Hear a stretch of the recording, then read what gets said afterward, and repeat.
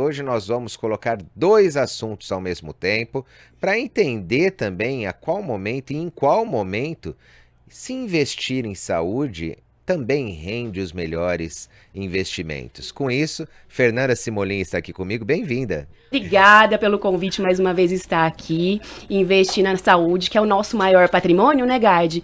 Essencial. Você já parou para pensar? Sem saúde, a gente não é nada. E prevenir é muito melhor e mais barato do que remediar. E então eu, 40 mais, o corpo começa a dar sinais, e aí eu recorri a uma especialista que está me ajudando de forma simples, descomplicada, com comida de verdade. E é ela que eu fiz o convite para estar participando aqui com a gente. Tudo que comemos acaba sendo o que somos. Bem-vinda, Andréia. Muito obrigada pelo convite, Fer, Rodrigo. É um prazer estar aqui com vocês. Na hora que você falou sobre comida sadia, alguma coisa, eu já vi minha pizza indo embora, eu já vi a minha picanha indo embora, já vi outras coisinhas indo embora. É bem por aí, André, ou não? Não é bem por aí, Rodrigo. Na verdade, a nutrição ela é baseada em equilíbrio, em qualidade e quantidade. Então, nenhum alimento precisa ficar fora da sua dieta. Mas o que é muito comum é que as pessoas exageram na quantidade e na frequência. Então, uma alimentação saudável não exclui necessariamente alimentos que a gente gosta. Mas chega um determinado momento da vida em que o nosso metabolismo acaba se modificando muito, né? E aí, na hora que nós chegamos na casa dos 40, 50, isso vai aparecendo com maior frequência. Existem soluções para que o nosso metabolismo consiga se adaptar, consiga também ter um metabolismo um pouco mais rápido. A verdade é que o metabolismo, ele cai pouco ao longo da vida. A gente acredita que ele cai muito com o passar dos anos, mas não é o que os estudos mostram. Não tem tá? quem mais ocupar agora. Pronto. Minha primeira visita lá na Andréia, fui fazer um exame chamado calorimetria. É assim que fala, né? Calorimetria indireta. Aí ela me colocou de castigo durante 15 minutos com uma máscara, sem mexer no celular, sem mexer em nada. Sem falar, sem pra falar! E tá, eu fiz esse exame que mediu, porque antes eu dava desculpa, porque eu tenho mais de 40 anos, meu corpo não tá respondendo muito bem aos estímulos. E ela provou nesse exame que eu tô cravada na média. Então tá tudo normal, meu corpo corresponde aos estímulos alimentar, de exercício, então tá em equilíbrio. Então tudo isso a gente tem como checar, tirar a prova real lá no consultório dela. Ou seja, metabolismo não é mais a desculpa, vamos riscar. Não é a desculpa, mas uma pergunta que você me fez, e assim, em relação a acelerar o metabolismo, melhorar nossa capacidade de metabolizar os alimentos e gastar mais energia. Isso a gente faz muito bem com a atividade física. E o dado que a gente tem é que a maior parte da população ainda é sedentária no Brasil. Então, aumentar a atividade física é o caminho para gastar mais energia e dificultar o ganho de peso. Fernanda, na hora que você fala sobre também investir, né, e também a questão do remediar, é interessante porque nós estamos vendo um outro lado, né, falando com uma outra perspectiva. E você é perspectiva de quem passa pelo atendimento da Andréia. Me fala um pouquinho sobre esse outro lado. A lei da semeadura, ela serve para todas as áreas. Gosto de usar nas finanças, que a gente vai fazendo a gestão, cultivando, lá na frente a gente vai ter o lucro. E com a alimentação, é a mesma coisa, com a saúde é a mesma coisa. Se a gente começar a ter uma alimentação mais saudável, fazer exercícios, lá na frente a gente vai ser um idoso mais saudável, mais dinâmico. E é isso que eu quero ser. Eu me espelho muito no meu pai. Ele é muito ativo, ele faz os exercícios, ele come muito bem. E comida de verdade. Eu tô falando de alimentos que a gente tá aí no dia a dia, sabendo fazer a melhor combinação de acordo com o seu objetivo e o seu perfil, o resultado vem. E então, com pouco investimento, o investimento tá ali em arcar com o profissional que ela é, o tanto que ela já estudou, pela consulta dela, porque depois a manutenção é tranquila de se fazer, né? Suplementação, ela tirou várias coisas que eu estava tomando, eu estava gastando muita coisa na farmácia, manipulados. Hoje em dia, ela enxugou tanta coisa, falou, não, Fer, você tem tudo nos alimentos, vamos combinar eles aqui que você vai ter vitamina X, tal. Então, isso é encantador. E eu tô gastando menos com as orientações do planejamento alimentar que ela tá me oferecendo. E comendo melhor. Comendo melhor, tendo mais disposição. E para mim também, que eu pedi muito para ela, para me ajudar com a cognição, com a minha memória, porque o alimento também tá aí. Se você come mal, dorme mal, não se exercita, poxa, minha memória fica horrível, né? A gente já tem muita coisa para guardar, muita responsabilidade. Eu trabalho com o cenário econômico, né? Finanças, com a vida de cada cliente. Lidar com pessoas, com dinheiro ou a falta de dinheiro é desafiador. Então, eu tenho buscado formas de me fortalecer para eu conseguir entregar ali o que eu preciso. Ô, Andréia, normalmente quando alguém te busca, e como que você consegue fazer com que essa pessoa, tanto que chega, olha, eu vou começar uma corrida, ou eu preciso perder peso porque eu estou no sobrepeso, estou obeso, como que você consegue atingir esses dois lados, principalmente quando se diz também no campo psicológico, mostrando que através da alimentação ela pode ter um humor melhor, um sono melhor, uma qualidade de vida melhor? Tudo começa na consulta pela anamnese nutricional, Rodrigo. Então, é na anamnese que a gente vai conseguir identificar se há presença de compulsão alimentar ou então se é só uma ansiedade alimentar, se o paciente está fazendo atividade física exagerada ou não, se ele tem alguma alteração psicológica, algum transtorno alimentar. Quando o paciente tem compulsão alimentar, que é diferente de uma ansiedade alimentar, tá? Compulsão alimentar é comer alimentos de maneira não específica. Então, come feijão, come arroz, come batata, come doce, tudo de uma maneira muito voraz. E aí depois tem sentimento de culpa associado. Então, quando o paciente tem sintomas que a gente identifica na anamnese, a primeira coisa é encaminhar para o psicólogo, porque quem trata transtorno alimentar é o psicólogo.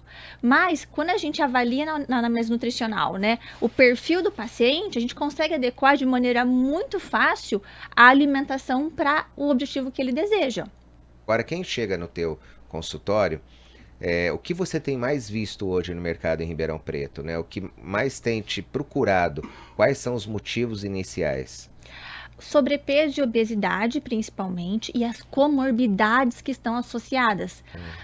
Tem um historiador chamado Yuval Harari, que ele escreve no livro dele, Sapiens, que hoje o diabetes mata mais do que as guerras. Então, o sobrepeso e obesidade, que está disseminado no mundo, inclusive no Brasil, é o maior público para o nutricionista clínico, né? E as comorbidades que vêm associadas, então hipertensão arterial, diabetes tipo 2 especialmente, estetose hepática, enfim, doenças que estão associadas com o ganho de peso. Fernanda, na hora que você falou, olha, eu comecei a diminuir gastos, que eu tinha gastos desnecessários, Sim. mas que até então você imaginava que fosse voltado para a questão saúde. Para onde foi seu investimento, já que você não gastava mais com isso? Então, aí a gente procura investir na reserva de futuro, na reserva de segurança. Era um gasto mensal interessante. Sim, com certeza, na minha reserva viagem, nos meus objetivos, né? Então, tudo que aquilo que a gente consegue otimizar, a gente vai direcionar para os próximos itens. Eu tenho meus planejamentos financeiros de vários objetivos. E isso é muito bom. E com a Andréia, a gente teve, assim, uma sinergia muito boa, porque ela é muito transparente e eu falei da nossa vida social, que é muito dinâmica, em razão de influenciadora digital, que eu participo de vários eventos. Ela, olha, tudo bem, vai ali, come, mas já volta rápido, recalcula a rota e retoma. Então, tipo assim, é prazeroso isso, eu não passo vontade de nada. E tem também a quantidade que eu aprendi o que eu posso. Então, vou ali, experimento, como, tá legal e isso me faz feliz. Porque eu falo pra ela que comer me dá prazer, eu sinto prazer, né? Comida boa e comida de verdade pode ser boa também, que ela orienta, inclusive, em diversas formas, com criatividade, formas de preparo. Então, isso também faz muita diferença. A questão do ponto de equilíbrio, né? Até em que momento eu estou cuidando da minha saúde, né? Buscando uma nutricionista, e até em que momento isso acaba sendo viciante. Eu acabo dependendo sempre da conduta, da receita, do controle, da personificação da nutricionista na minha vida.